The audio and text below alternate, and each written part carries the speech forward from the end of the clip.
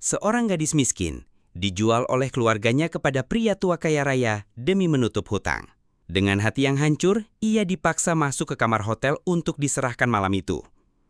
Namun siapa sangka, karena salah kamar, justru ia masuk ke ruangan seorang CEO muda yang dingin dan berkuasa. Malam itu bukan berakhir dengan penderitaan, melainkan menjadi awal dari sebuah kisah tak terduga.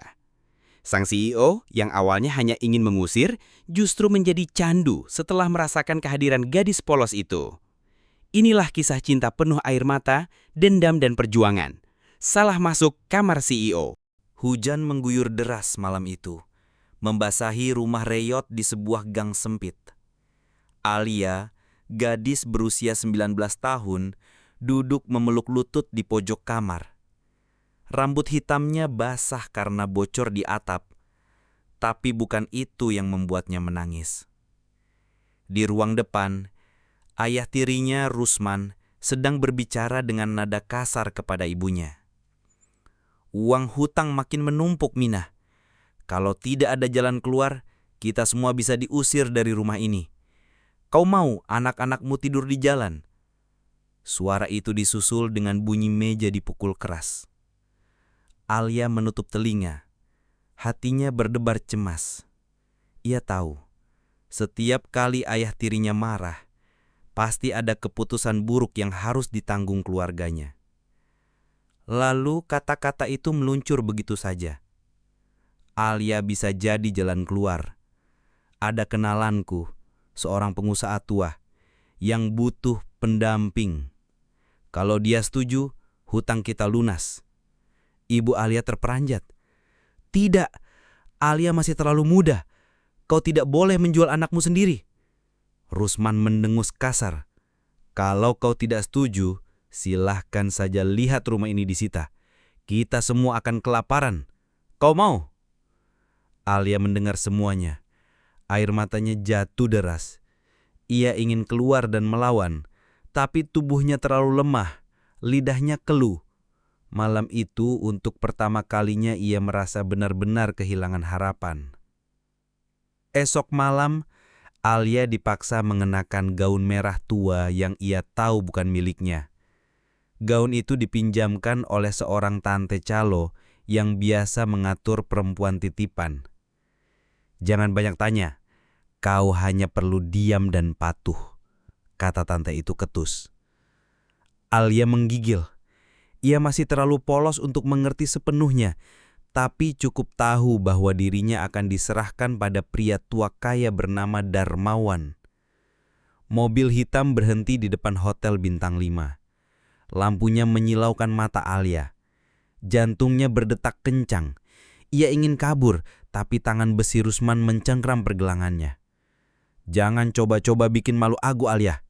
Ingat, hutang kita bergantung pada ini, bisiknya tajam. Alia hanya bisa menunduk. Sesampainya di hotel, Rusman menyerahkan Alia kepada seorang pelayan. Kamar 2105, antarkan dia, katanya. Alia berjalan pelan di koridor hotel lantai 20. Tangannya gemetar, langkahnya gontai, air mata menutupi pandangan, membuatnya salah membaca angka kamar. Ia berhenti di depan pintu 2103, bukan 2105. Dengan sisa keberanian yang dipaksakan, ia mengetuk pintu. Pintu terbuka.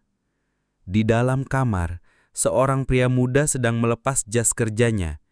Ia adalah Leonardo Aditya, CEO perusahaan besar yang dikenal dingin dan tak pernah dekat dengan perempuan. Matanya tajam menatap gadis yang masuk dengan wajah ketakutan. Kau siapa? Mengapa masuk ke kamarku? Alia membeku. Ia mengira pria itu adalah Darmawan. Dengan suara bergetar, ia menjawab, Aku disuruh menemanimu malam ini. Leonardo terperangah. Sekilas ia tahu, gadis itu bukan wanita nakal yang biasa ia lihat. Tatapannya begitu polos, wajahnya penuh air mata. Ada sesuatu yang menusuk perasaannya. Kau salah kamar, katanya datar. Namun Alia menunduk. Suaranya lirih. Kalau aku salah, aku akan dihukum. Aku tidak tahu harus bagaimana. Leonardo terdiam. Ia biasanya tidak peduli pada urusan orang lain, tapi kali ini hatinya terguncang. Leonardo tidak mengusir Alia. Sebaliknya, ia menyeduh teh hangat dan menyodorkannya. Duduklah, ceritakan siapa kau sebenarnya. Alia awalnya takut, tapi akhirnya menceritakan kisahnya. Tentang hutang keluarganya, tentang ayah tiri yang menjualnya, tentang pria tua yang menunggunya malam itu. Leonardo mendengarkan dengan wajah tegang. Setiap kata Alia membuat darahnya mendidih. Ia tak habis pikir masih ada orang tua yang tega menjual anak gadisnya. Saat Alia menangis, Leonardo spontan menepuk bahunya pelan. Tenanglah, aku tidak akan menyakitimu. Kau aman di sini. Untuk pertama kalinya dalam hidupnya, Alia merasa ada seseorang yang melindungi. Malam itu, ia tertidur di sofa kamar hotel, sementara Leonardo duduk menatapnya lama. Entah kenapa sekali melihat Alia, ia merasa ketagihan. Ada rasa asing yang menyalakan api dalam dadanya. Keesokan harinya, kekacauan terjadi.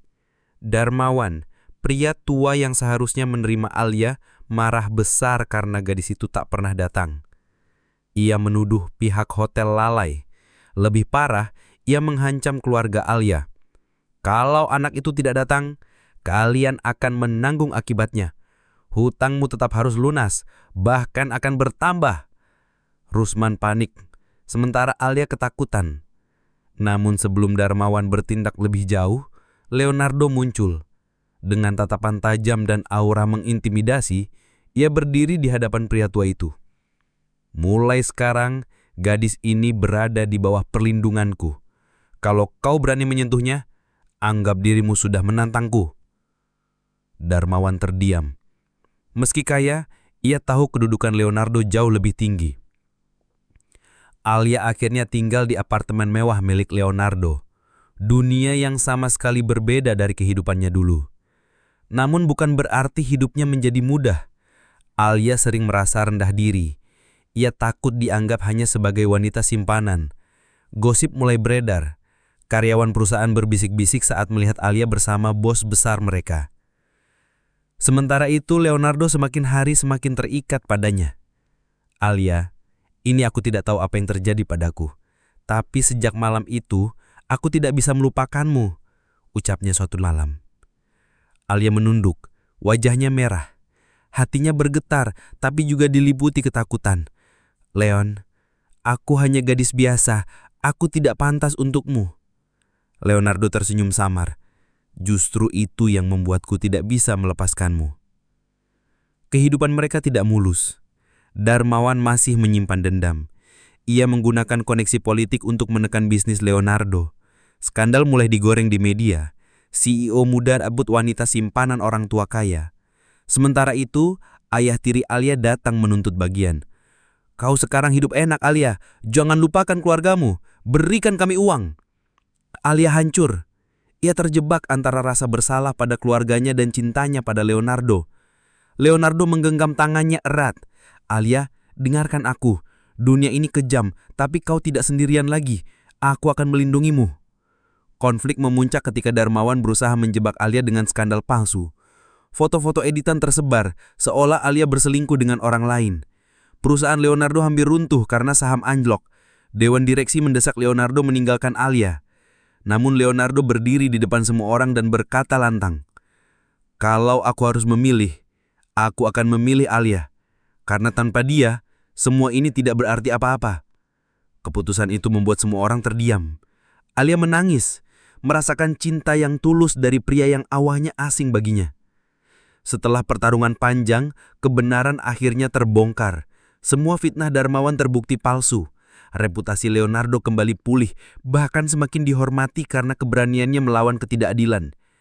Rusman, ayah tiri Alia, akhirnya dipenjara karena kasus penipuan dan kekerasan rumah tangga. Ibunya bebas dari tekanan, bisa hidup tenang bersama Alia. Sementara itu, Leonardo mengajak Alia menatap langit malam di balkon apartemen. Alia, aku tidak pernah percaya pada takdir. Tapi sejak kau salah masuk kamarku malam itu, hidupku berubah. Aku candu padamu, dan aku tidak mau sembuh dari candu ini. Alia semal sambil menangis. Kalau begitu, biarkan aku juga jadi candu yang setia untukmu. Mereka saling berpelukan, menyatukan dua hati yang hancur namun disembuhkan oleh cinta. Alia, gadis malang yang dijual demi uang, akhirnya menemukan cinta sejati dalam kesalahan sederhana, salah masuk kamar. Dan Leonardo, CEO yang dingin, justru menemukan kehangatan hidup dari gadis sederhana itu. Bagi mereka, cinta bukan hanya takdir, tapi candu yang membuat hidup terasa berarti.